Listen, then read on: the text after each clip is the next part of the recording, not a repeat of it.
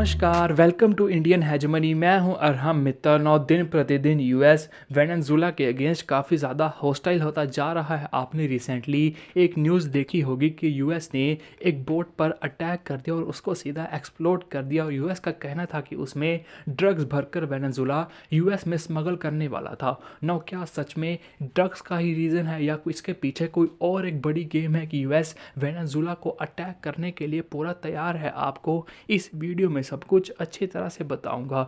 Drug तो इतना भी कुछ खास बात है नहीं, जो रियल मुद्दा है आपको इस वीडियो में बताने वाला हूं कि ट्रंप इतना उतावला क्यों है वेनेजुला को कब्जाने के लिए। नौ अगर आप इस चार्ट को ध्यान से समझोगे तो आपको पूरी वीडियो के बारे में अच्छी तरह से पता लग जाएगा। इस चार्ट में जो आपको डाटा दे रखा है वो बताया गया है कि कौन सी कंट्रीज कितना ज़्यादा ऑयल प्रोड्यूस करती हैं और कौन सी कंट्री के पास सबसे ज़्यादा ऑयल के भंडार हैं। नो वेनेजुला फर्स्ट पर आता है। वेनेजुला एक ऐसी कंट्री है पूरे दुनिया में जिसके पास सबसे ज़्यादा ऑयल के भंडार हैं, लेकिन वेनेजुला केवल 9 लाख बैरल्स के करीब ही ऑयल एक दिन में बाहर निकालती है। मतलब वेनेजुला के पास ना इतना पैसा है ना इतना टेक्नोलॉजी है, जबकि उनके पास भंडार सबसे ज़्यादा है, लेकिन वेनेजुला सबसे ज़्यादा कम ऑयल एक्सट्रैक्ट करता है। ऐसे ही अगर आप थोड़ा नीचे देखोगे तो यहाँ पर आपको यूनाइटेड स्टेट्स दिखेगा, जो कि एक दिन में 1 करोड़ के भी ऊपर तेल बैरल्स के निकालता है। तो उस हिसाब से आपको पता लगेगा कि यूएस के पास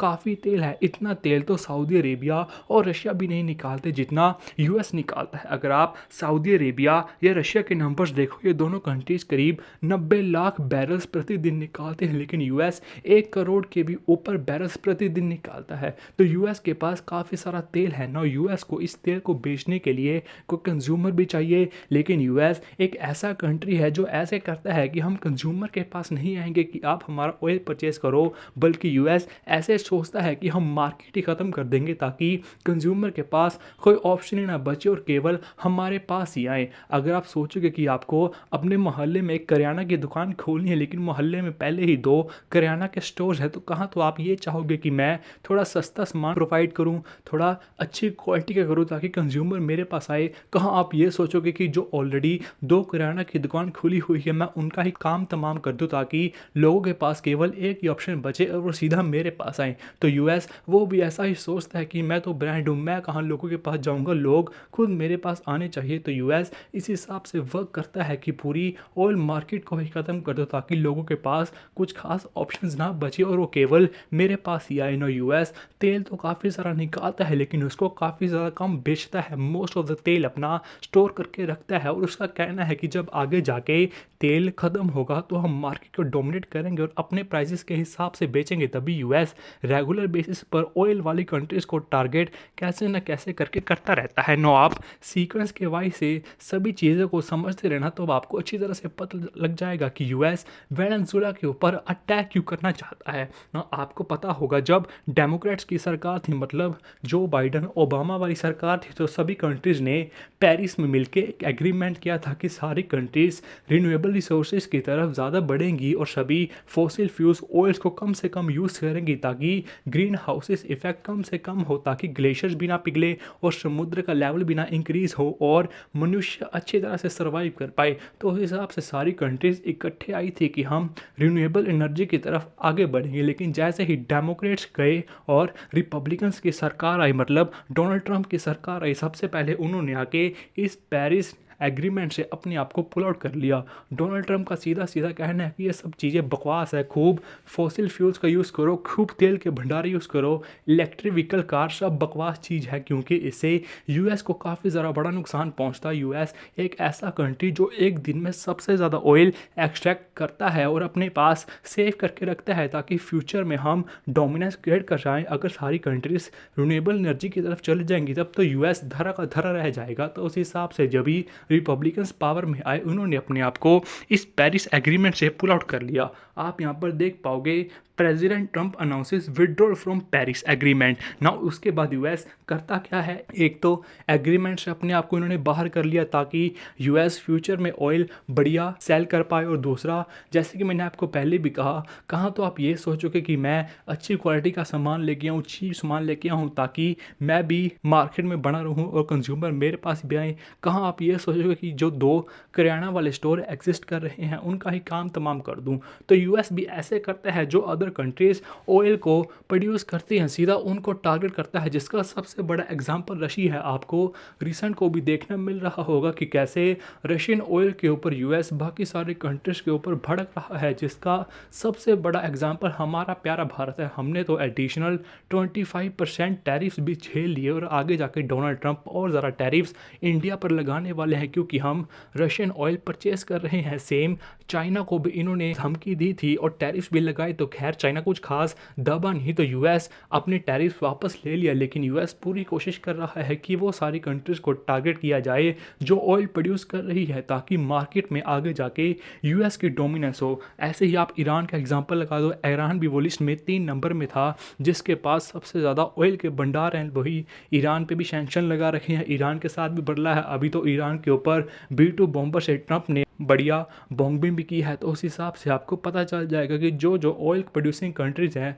डोनाल्ड ट्रंप और यूएस बढ़िया तरीके से उनको टारगेट करते हैं। ऐसे ही सेम कनाडा और चाइना में भी, चाइना भी बढ़िया रशिया से ऑयल परचेज करता है। यूएस ना केवल ऑयल प्रोड्यूसिंग स्टेट्स बल्कि जो कंट्रीज रशिया से ऑयल परचेज भी करती हैं उनको भी बढ़िया नंबर में टारगेट करता है, जैसे इन्होंने चाइना को भी किया। और कनाडा का तो डोनाल्ड ट्रंप का सीधा कहना है कि ये तो हमारी 51st स्टेट है। तो डोनाल्ड ट्रंप सारी ऑयल प्रोड्यूसिंग कंट्रीज़ को बढ़िया टारगेट कर रहे हैं, जिसका नेक्स्ट नंबर स्टेप है वेनेजुला। आप यहाँ पर आर्टिकल्स देख पाओगे, Trump imposes 50% tariffs of India and punishment for buying Russian oil। ना इस सबसे कुछ खास इम्पैक्ट तो आया नहीं, बल्कि अब इंडिया सितंबर में और ज़्यादा ऑयल रशिया से परचेज करेगा एज़ कम्पेयर टू अगस्त, जब से डोनाल्ड ट्रंप ने टैरिफ लगाए हैं और डोनाल्ड ट्रंप को सीधा मुंह पे एक चपाट मारा है। तो उस हिसाब से इंडिया भी बिल्कुल सेम लाइक चाइना ट्रंप के टैरिफ्स के आगे अनलाइक बाकी कंट्रीज झुकने को तैयार है नहीं। तो डोनाल्ड ट्रंप की स्ट्रैटेजी एक क्लियर फेल होती दिख रही है और इंडिया और यूएस के रिलेशंस भी इससे काफ़ी ज़्यादा इम्पैक्ट हो रहे हैं। नाउ इंडिया के बाद ईरान को टारगेट किया, Trump exhorts US to drill oil gas after Iran attack. Now Iran के ऊपर सैंक्शंस तो डाल रखे हैं, कोई भी कंट्री ईरान से ऑयल परचेस करता नहीं है, लेकिन अभी भी चाइना ईरान से काफ़ी मात्रा में ऑयल परचेस करता है। और जैसे ही यूएस ने ईरान के ऊपर अटैक किया तो इनकी टेक्नोलॉजी इंफ्रास्ट्रक्चर काफ़ी ज़्यादा डिस्ट्रॉय किया, तो उस हिसाब से अब ये ऑयल को कम निकाल पाएंगे। तो उस हिसाब से यूएस यहाँ पर भी मौका देखता है कि हम अब और ज़्यादा ऑयल निकालेंगे, क्योंकि अब मार्केट में डिमांड बढ़ने वाली है, तो हम अपना तेल खूब बेचेंगे। तो इसमें भी केवल एक ही एंगल है तेल का, भले ही इजराइल को सपोर्ट करके वो कहता है कि हम इजराइल के साथ हैं, यूज पीपल के साथ है, लेकिन अमेरिका सिर्फ अपना ही बिजनेस देख रहा है। उसके बाद यहाँ पर आप देखोगे US president Trump warns of possible tariffs of China over Russian oil import. Same, Trump pushes Europe to stop buying Russian oil and pressure on China in effort to end the Ukraine war। तो Donald Trump अपने partners को भी target करता है, Europe को भी कह रहा है कि आप रशिया से ऑयल परचेज मत करो। आपको पता होगा इंडिया रशिया से ऑयल परचेज करता है और वो ऑयल को रिफाइन करके सीधा यूरोप को बेचता है, तो हम भी बढ़िया प्रॉफिट कमा रहे हैं। लेकिन सब डोनाल्ड ट्रंप का कुछ खास राज आ नहीं रहा है और ट्रंप ने यूरोप को भी कहा है आप इंडिया से रिफाइन ऑयल खरीदना बंद कर दो, क्योंकि वो सीधा रशिया से परचेज कर रहा है, तो रशिया की काफ़ी ज़्यादा इनकम हो रही है। तो डोनाल्ड ट्रंप सिर्फ ऑयल प्रोड्यूसिंग स्टेट्स को टारगेट कर रहे हैं, जिसका नेक्स्ट नंबर आया है वेनेजुला। नॉट डोनाल्ड ट्रंप पूरे देश को क्या चूरन बेच रहे हैं, पूरी दुनिया को क्या चूरन बेच रहे हैं कि वेनेजुला से ड्रग्स काफ़ी ज़्यादा मात्रा में यूएस में स्मगल होता है, जिससे यूएस का यूथ ड्रग के खाई में जा रहा है और सैकड़ों की अमाउंट में साल दर साल में लोग यहाँ पर मर रहे हैं। तो उसको टारगेट करने के लिए यूएस वेनेजुला के ऊपर अटैक करना चाहता है। नाउ एक सबसे बड़ा झूठ, क्योंकि अगर आपको वेनेजुला के केवल ड्रग्स के ऊपर ही अटैक करना है तो आप अपनी पूरी नेवी को लेकर वहाँ तो बिल्कुल भी नहीं जाओगे, वारशिप्स तो बिल्कुल भी डिप्लॉय नहीं करोगे। यूएस के एक्स मिलिट्री मैन का भी कहना है आज तक यूएस की इतनी नेवल फोर्स मैंने एक ही जगह पर इकट्ठी कभी नहीं देखी, और वो भी केवल ड्रग्स को रोकने के लिए। तो मामला तो बिल्कुल ही गोलमाल है। तो आपको साफ अंदेशा आइडिया हो जाएगा कि ये ड्रग्स के आगे एक बहुत ही ज़्यादा बड़ी बात है।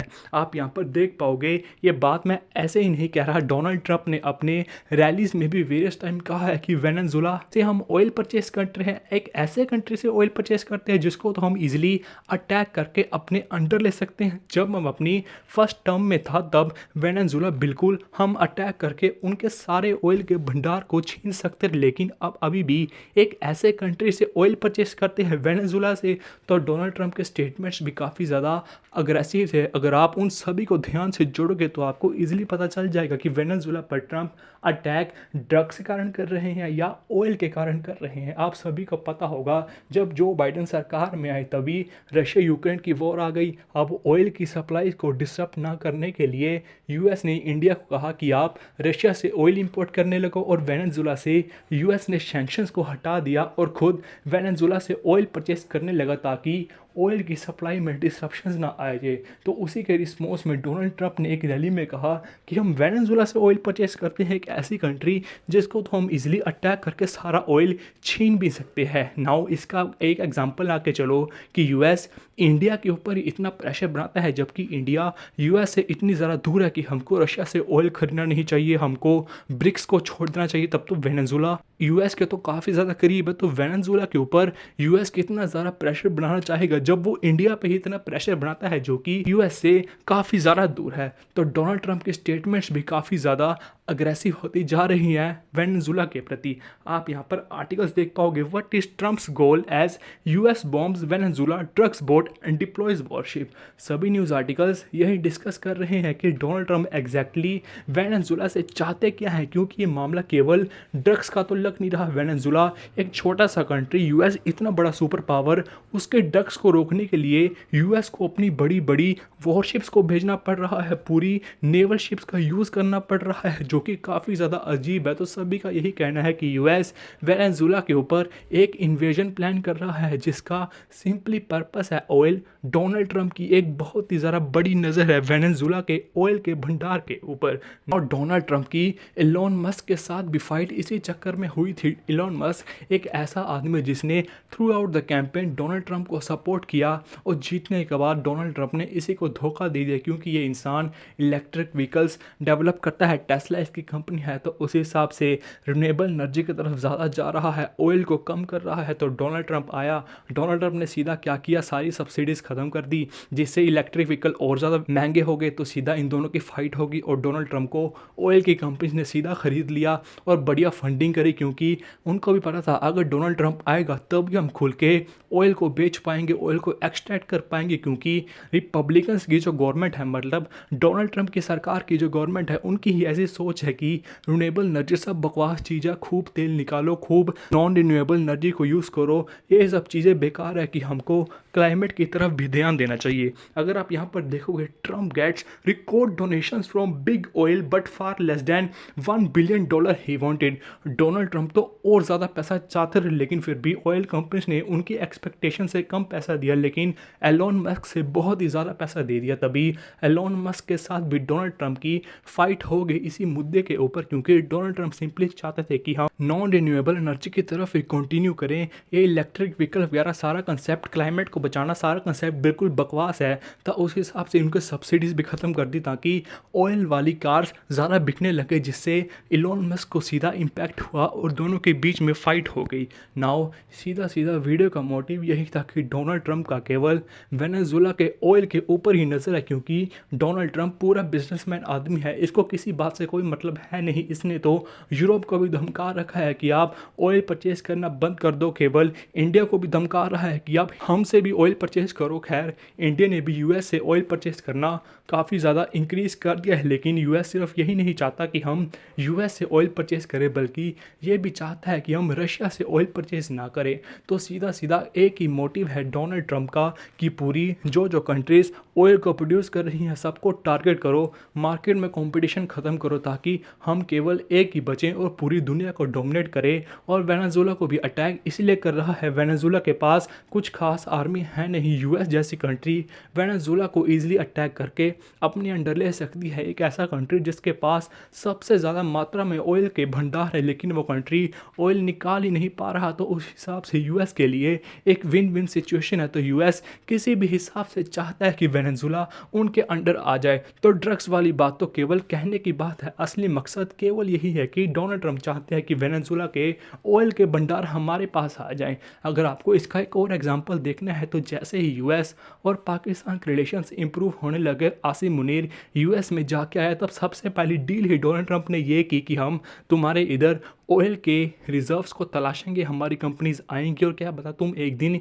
इंडिया को भी ऑयल बेच रहे हो। तो डोनाल्ड ट्रंप जहाँ जहाँ जाएगा ऑयल का जिक्र ज़रूर होगा। तो उस हिसाब से आपको ईजिली पता लग जाए कि यूएस सिर्फ ऑयल प्रोड्यूसिंग कंट्रीज को ही टारगेट कर रहा है, जो कि हमारे लिए एक काफ़ी ज़रा बड़ी बुरी खबर है। क्योंकि अगर आप देखोगे तो हम पहले वेनेजुएला से भी ऑयल परचेस करते थे, लेकिन जैसे सैंक्शन लगाए तो हमने भी छोड़ दिया। हम ईरान से ऑयल परचेस करते थे, ईरान के ऊपर सैंक्शन लगाए, हमने तब भी छोड़ दिया। अब रशिया के ऊपर हम ऑयल परचेस कर रहे हैं तो हमारे ऊपर प्रेशर यूएस फिर से क्रिएट कर रहा है, इवन की टैरिफ भी लगाता जा रहा है। खैर अभी तो हम रेजिस्ट कर रहे हैं, लेकिन देखते हैं आगे गेम कहाँ तक जाएगी। होपफुली आपको सारा समझ आ गया होगा कि गेम है क्या, कि वेनेजुएला के ऊपर यूएस अटैक क्यों कर रहा है। ये केवल ड्रग का मामला है नहीं, ये सारा और सारा केवल क्रूड ऑयल का ही मामला है। आई होप आपको वीडियो में सारा कुछ अच्छी तरह से आइडिया लग गया होगा। बाकी आप अपनी राय कमेंट्स में ज़रूर बता सकते हैं। टिल देन टेक केयर, मिलेंगे नेक्स्ट वीडियो में।